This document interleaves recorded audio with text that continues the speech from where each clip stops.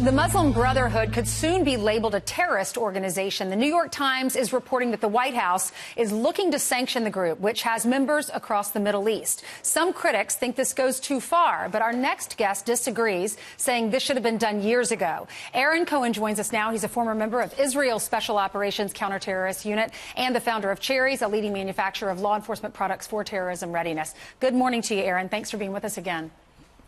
Good morning, Ainsley. Good morning. So if this is true, if the White House is trying to designate the Muslim Brotherhood as a terrorist organization, what does this mean for Americans? Well, it means that Americans are going to be significantly safer because the Muslim Brotherhood is probably one of the most sophisticated terror networks in the world and probably in the history of terrorism.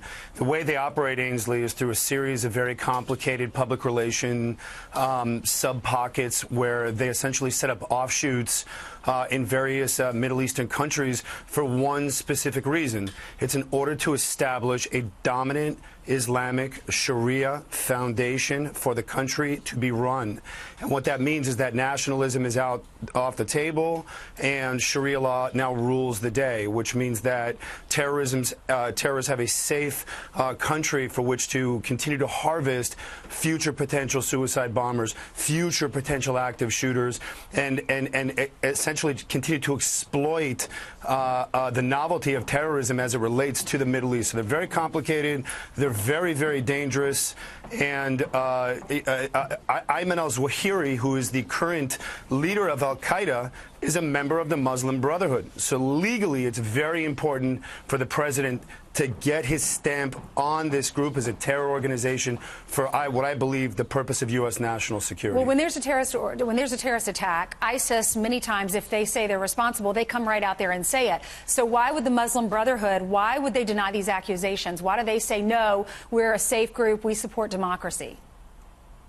Well, because it allows them to operate in the vanguard, and that's a very important thing to remember with terrorists. The macro picture of terrorism, the big picture, is for these terror groups to be able to operate in the vanguard, quietly behind the camera, away from the lenses, building schools, building mosques where more incitement and more recruitment can happen, and staying out of that spotlight. And so let me give you an example. Hamas is an offshoot, splinter, terrorist group which has legally already been labeled as a terrorist organization by the United States and by the international community, and the Muslim Brotherhood openly supports them. Now, regardless of their beef with Israel, the fact is they have been labeled a terror organization. So what does that say about the Muslim Brotherhood if they fail to condemn Hamas? Right. It means that the Muslim Brotherhood wants to pick and choose who they think is good and bad levels of terrorism. They need to be classified immediately. Well, Russia, Saudi Arabia, Egypt, and the UAE designated Muslim Brotherhood as terrorist organization. We will have to